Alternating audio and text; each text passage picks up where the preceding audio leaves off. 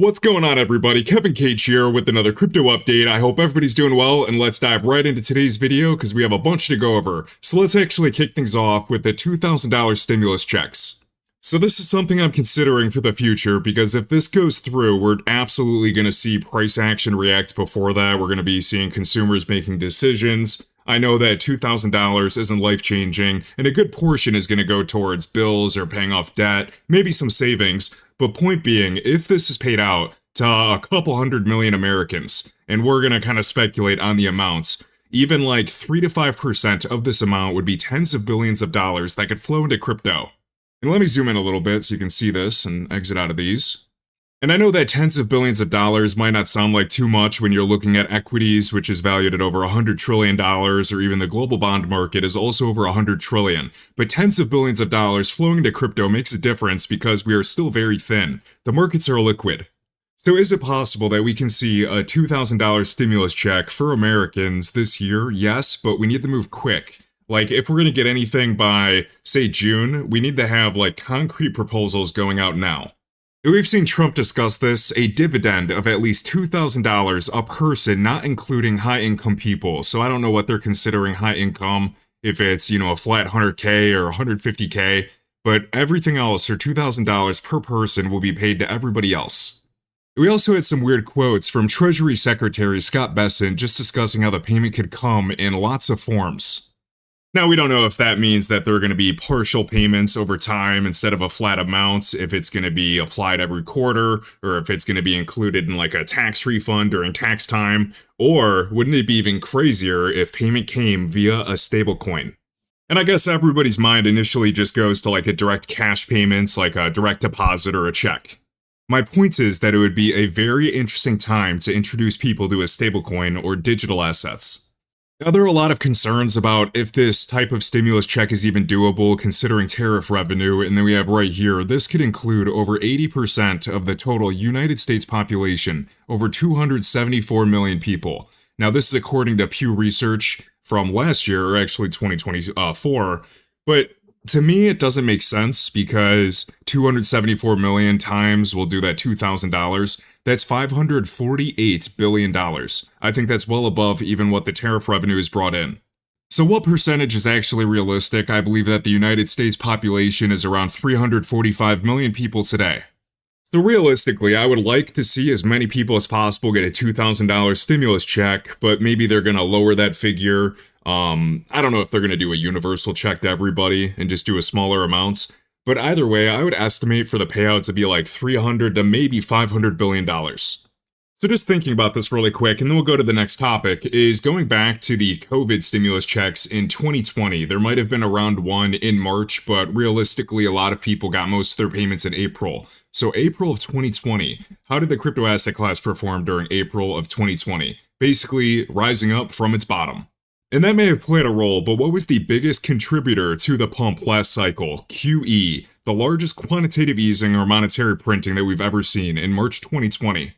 We can see that right on this chart. If you check out TradingView and look at the ticker WALCL, and this is just a line chart, so we can see $4.8 trillion injected. And the big question is, when are we going to see this go up? And I will say this on repeat, people can blame technology or actors in this space, but the number one thing that determines crypto's price action is global liquidity. And we will see global liquidity rise in the future, otherwise this entire system breaks. We need liquidity to operate. The question is, how fast does it come and when does it arrive?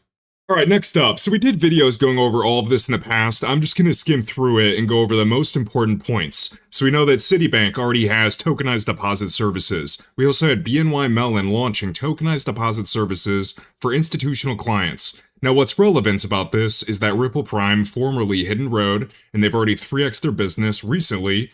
They are part of Ripple, and keep in mind they're an early adopter for this. In BNY, Bank of New York, trillions of dollars in AUM, they are the primary reserve custodian for the Ripple US dollar. We also got news in the United Kingdom, so they got FCA approval from the Financial Conduct Authority, granting them an EMI license and crypto asset registration.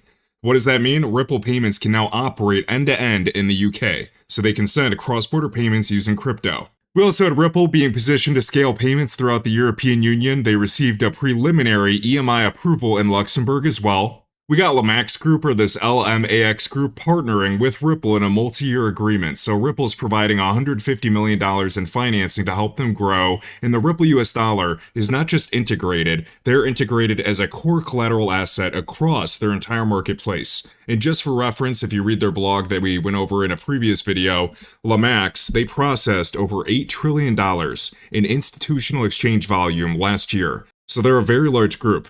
We also know G Treasury, one of many acquisitions made by Ripple for $1 billion, and when we go to their website right here, I linked it in the tweet, we can scroll down through their partners, and we can see, connected to Swift, or part of Swift Certified Partner Program.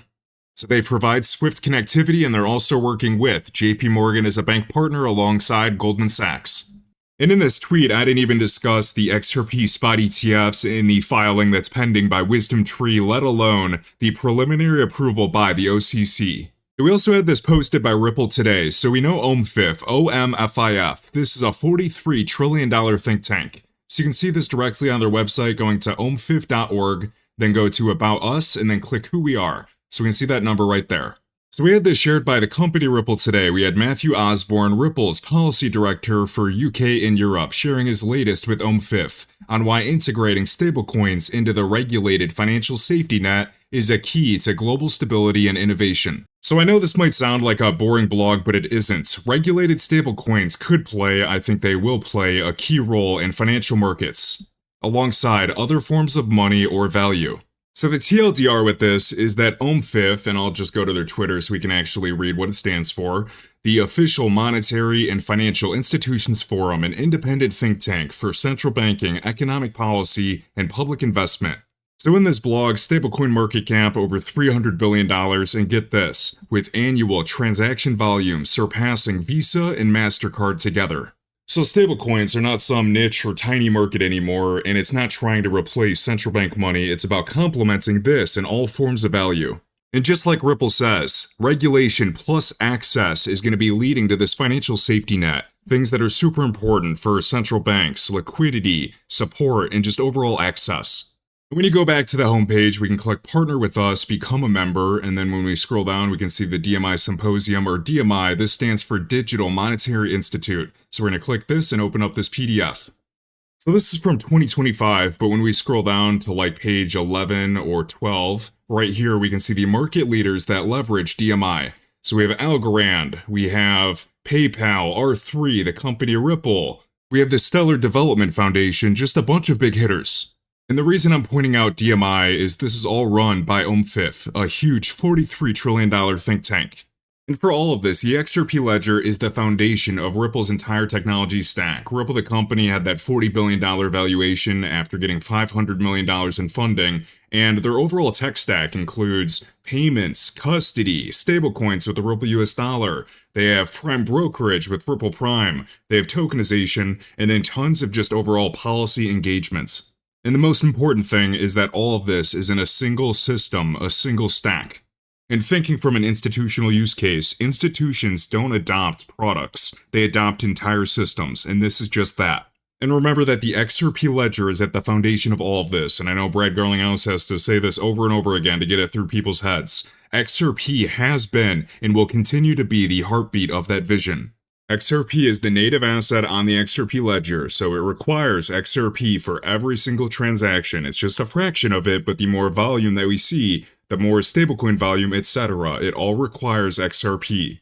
And I've shared my thoughts before, not financial advice to anybody, but we've talked about the adoption of stablecoins first, warming people up to crypto assets, but I still believe XRP to be a neutral bridge asset, to actually be used in transactions at scale, not indirectly with fees. And I believe we're heading to that world, but things have to be built. Tech shifts do not happen overnight. Alright, next up, so I posted this on January 12th when silver was at a $4.8 trillion market cap at $86, getting closer and closer to that $100. And fast forward to today, we are at over a $5.3 trillion market cap, over $94, getting closer and closer. And I saw iTrustCapital pointing out silver breaking into a new all-time high. We just need the crypto asset class to get the memo.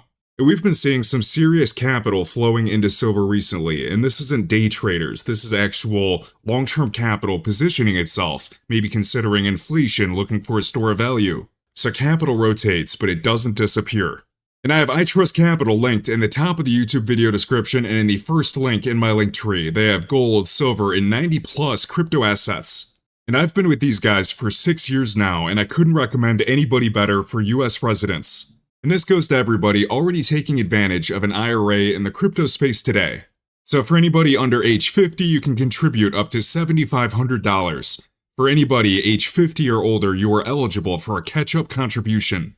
But alright guys, we went over a bunch today, from the Fed balance sheet to stimulus checks to recent Ripple news, and we have a lot more in the future.